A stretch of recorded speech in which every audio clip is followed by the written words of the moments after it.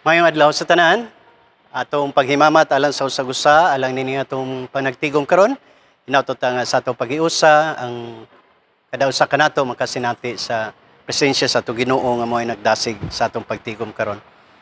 Maglaom kita nga sa atong paghiusa uban sa atong pagpamalandong, ang Ginoo modawat kanato ug mohatag sa atong gikinahanglan sumala sa iyang kaluoy ug sa iyang kaayo. Usa nining adlaw atong simbahon ang atong Ginoo diha sa espiritu ug sa kamutuoran.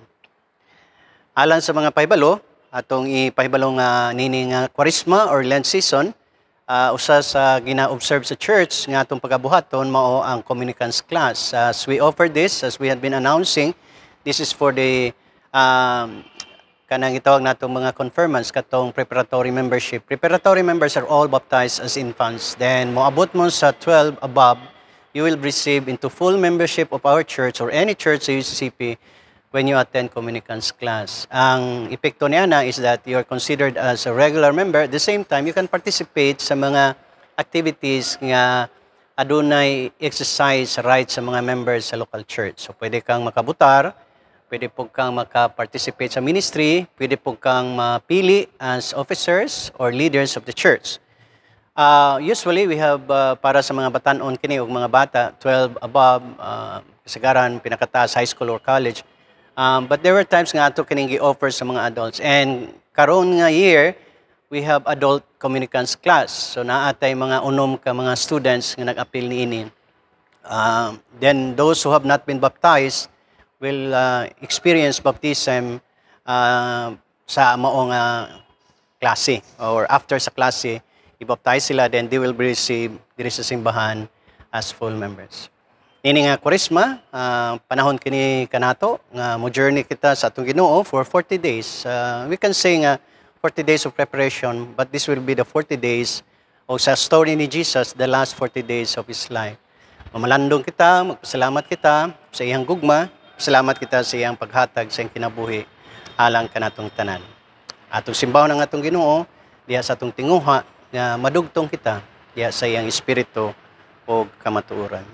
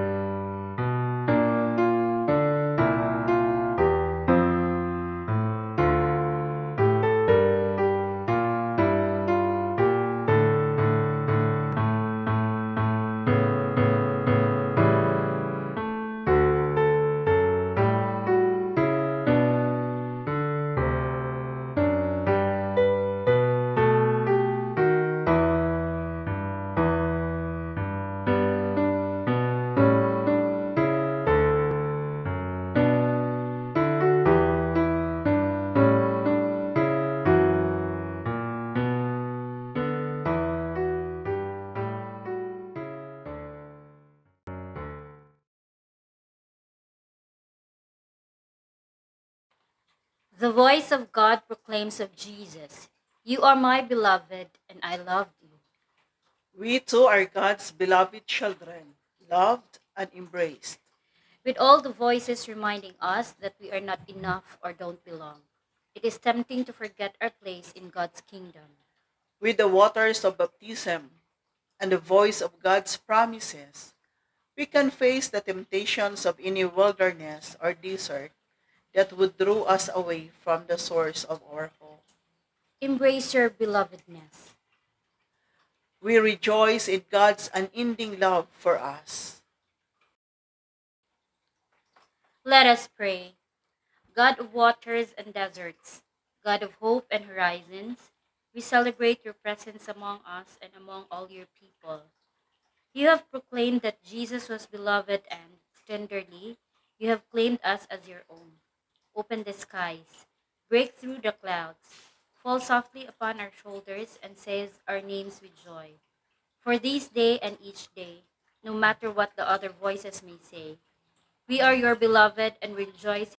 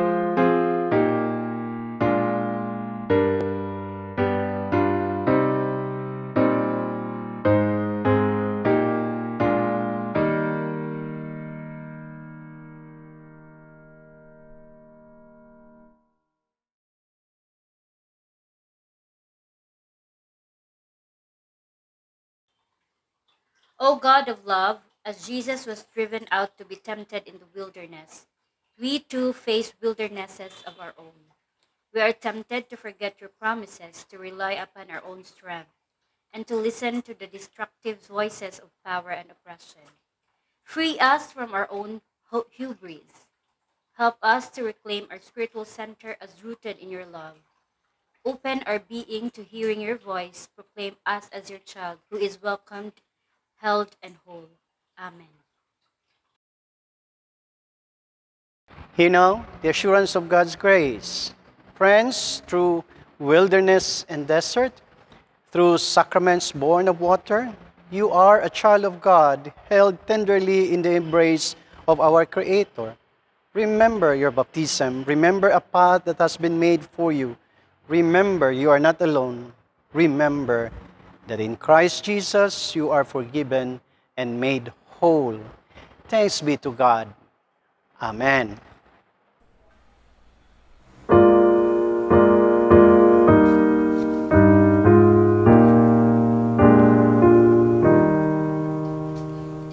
Glory to the Father, and to the Son, and to the Holy Ghost, as it was in the beginning, is now,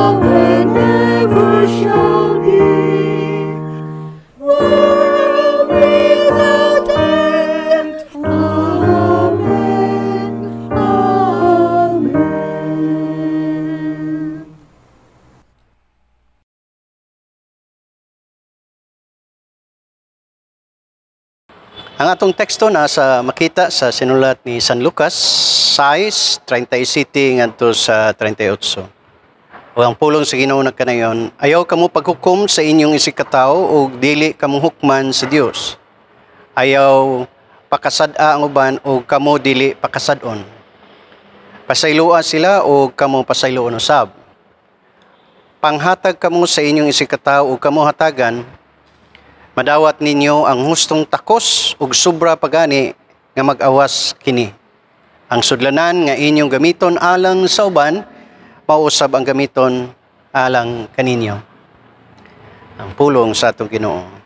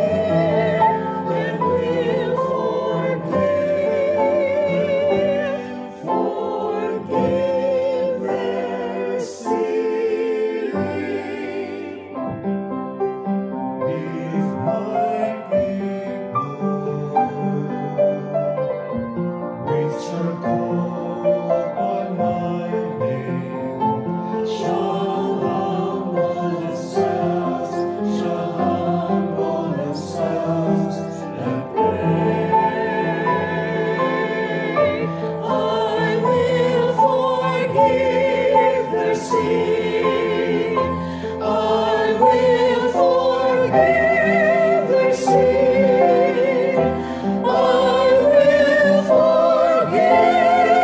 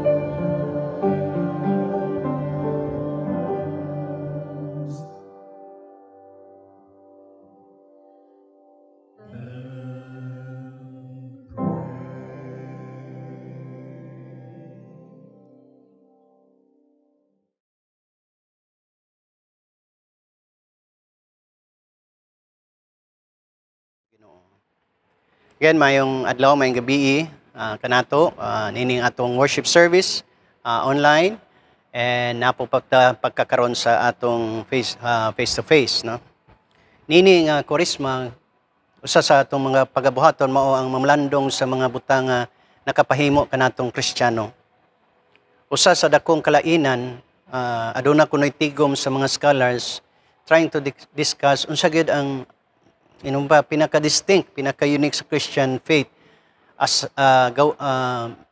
kaysa ubang mga pagtuo. All faiths or all denominations or religions have many things in common, especially about doing good. Pero sa dihang nag-discuss sila what makes us distinct is ang gisulti sa isa is grace, because Christians are called to offer grace even to those dili angayan. It's grace, no? Kanang makahatag ka o kaayuhan ngadto sa uban even though dili sila deserving, and the worst is even those who you don't like and whom nakapasakit nimo.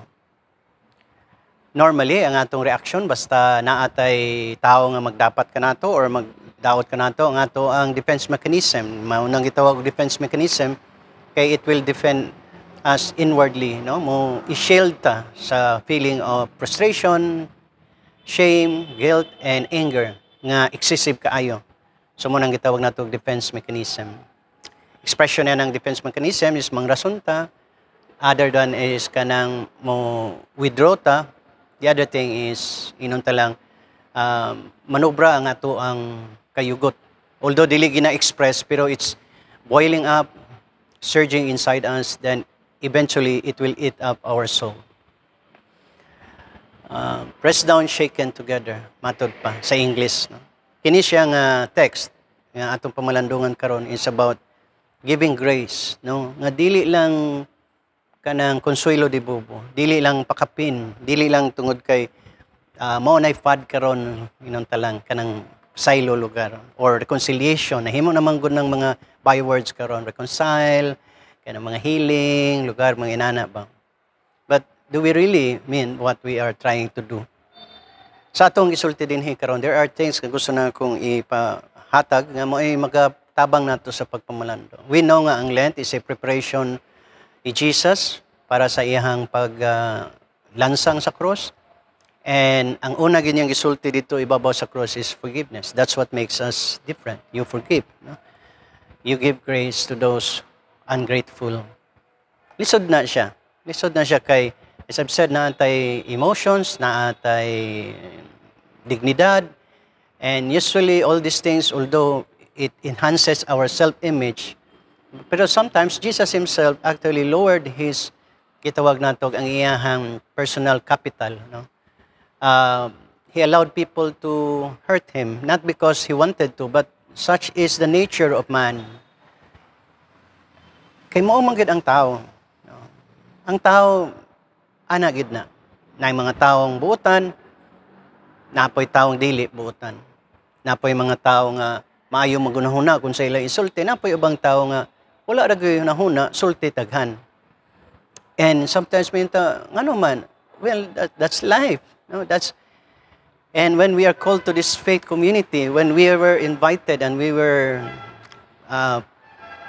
pa-inspired by the Spirit to become part of the member of the body of Christ,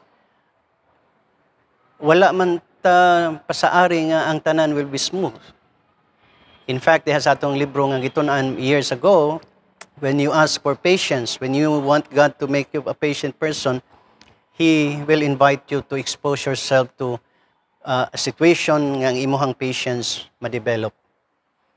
That would include people who are difficult to deal with. How can you say nga pasensyoso ka kung walay taong mo challenge sa imong patience? I'm not saying you expose yourself to things that hurt you. Kay lahi na po na sa psychology, no? When you seek pain, that's another thing. Here is we experience pain, and from time to time, we are not naive about that, no? So, ato na siyang dawaton. But ang word is forgive. What is forgiveness? Forgiveness is you move on. Do not dwell. Basically, mo na ang image sa forgiveness. Bati ni siya, then you move on. Moving on. It does not mean the things or the event did not happen. It happened. but you choose to move on. Do not linger on that. Nakapasuko, nakapalagot nimo, nakapa-irita nimo. It happened. Your feelings, tinuod to siya. Ang imong gibati, tinuod to siya. Ang ilang pong gisulti, ang ilang kabati, tinuod po to. However, forgiveness means you decide to move on. Dili na ka mulinger diha.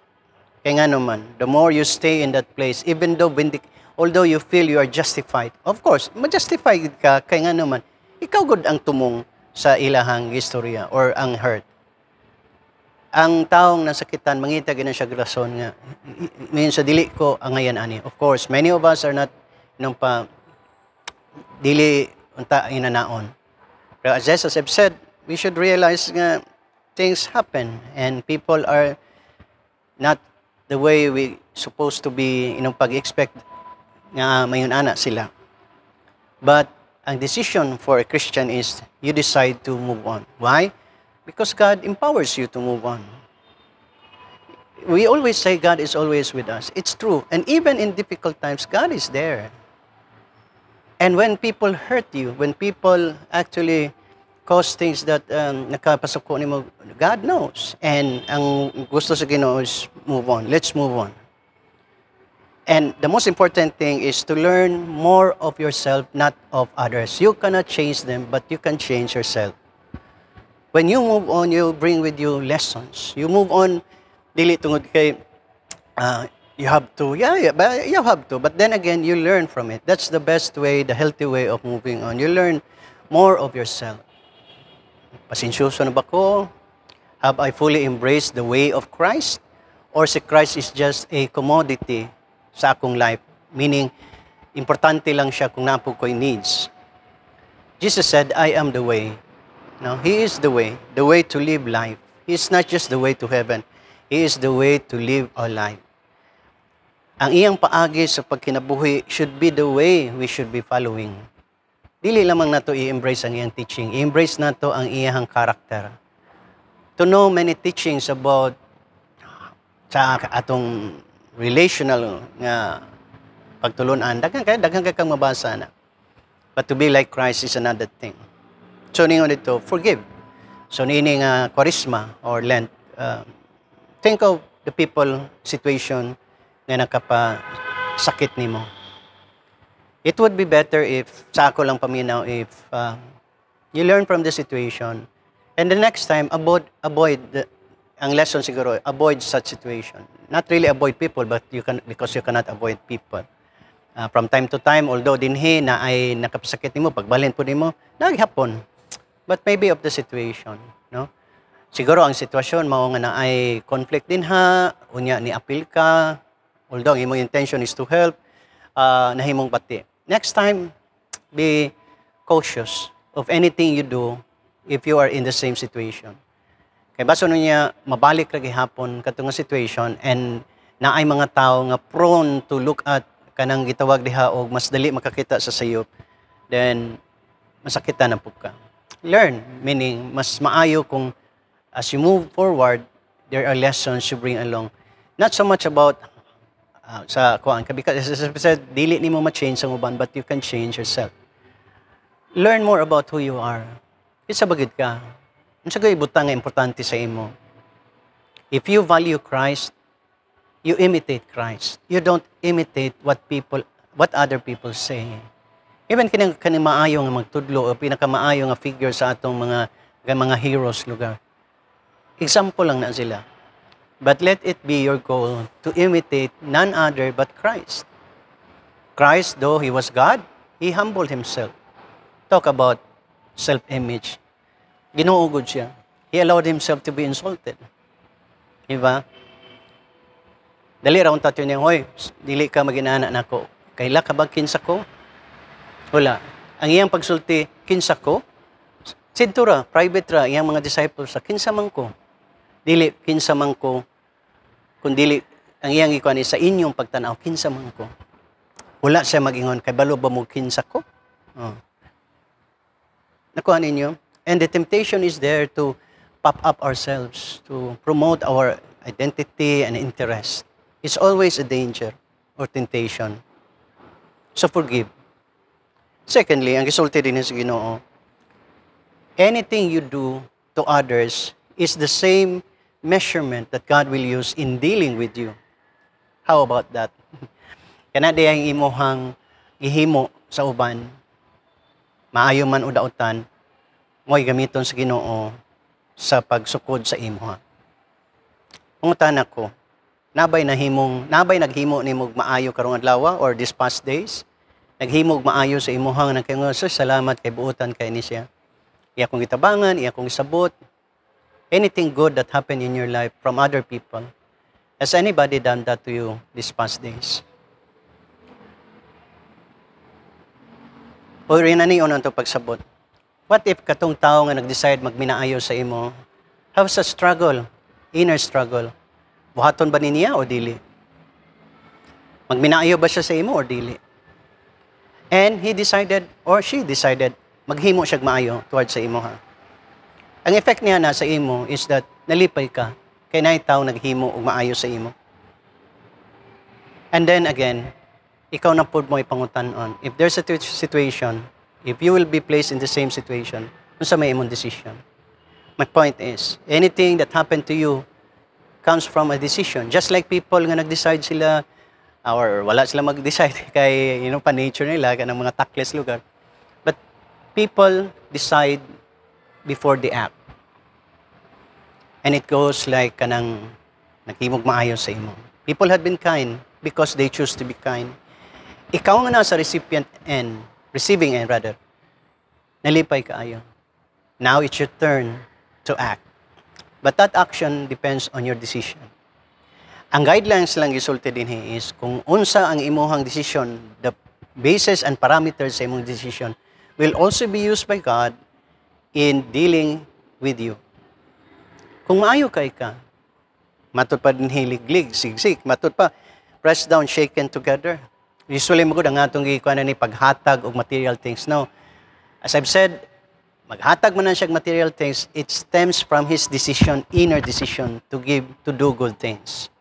So, dili lang di ay paghatag og kwarta. Dili lang di ay mangayo ta sa Ginoo kay tagaan ta shaken, press down, shaken together. Even goodwill, imo nang ihatag sa uban kay ngano man ang Ginoo pod mohatag ana sa imo sobra-sobra pa. Goodwill, good intention, good things, material things, emotional blessings, peace of mind. Kung imo nang ihatag dito sa uban, ang Ginoo pod mohatag ana sa imuha. So always remember, nining Lent season, unsaon ka na ko pag-decide? Will I decide based on my personal criteria, mga personal biases? Or will I decide based on the life of Jesus, which Jesus Christ in His Spirit encouraged us to imitate? Igsoon, nining nga Korisma, hinauton ta nga ang Ginoo, magadasig ka nato sa atong mga pagabuhaton gikan karon. Hangtod ma-celebrate nato ang Easter Sunday, ug diha makaingon kita, I'm just like Jesus Christ, I'm resurrected also. But before resurrection, there is that dying experience, dying to self, dying to ambition, dying to selfish motives, dying to character that inhibits us from displaying the goodness that is being planted by God in each of us. Mayang adlaw na itong tanan. Amen.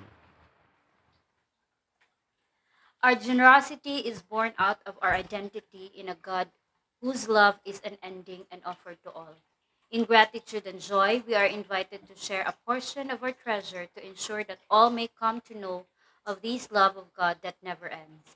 Let us now give our tithes, pledges, thanksgiving, and other offerings.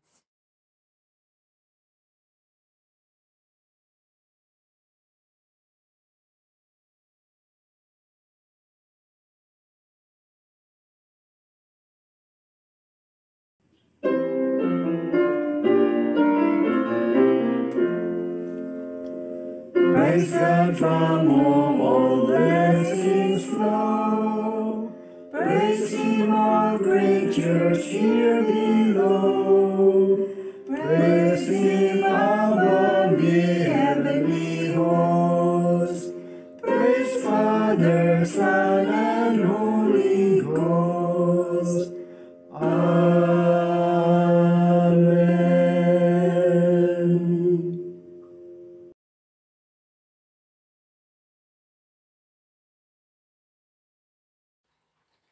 Abundant God, receive these gifts of love from your servants and use them for the breaking in of your kingdom of love and light. In the name of Jesus, whose way calls us forth in service, we pray. Amen.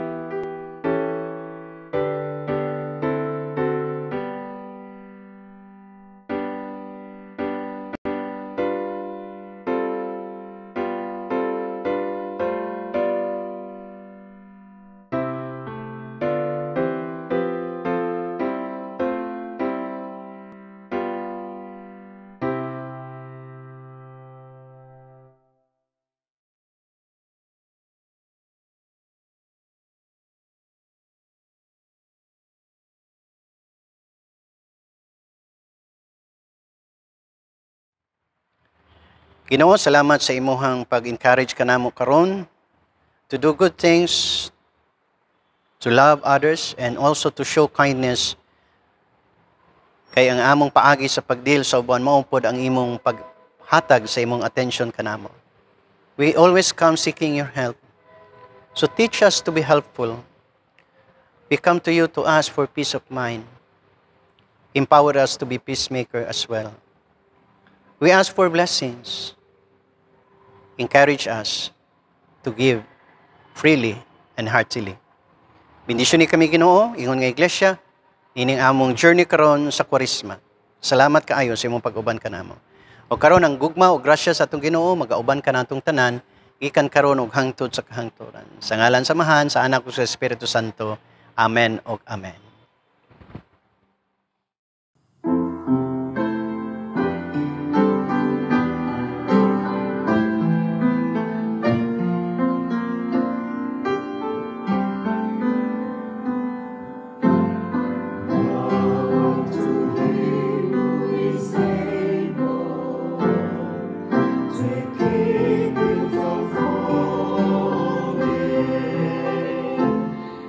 To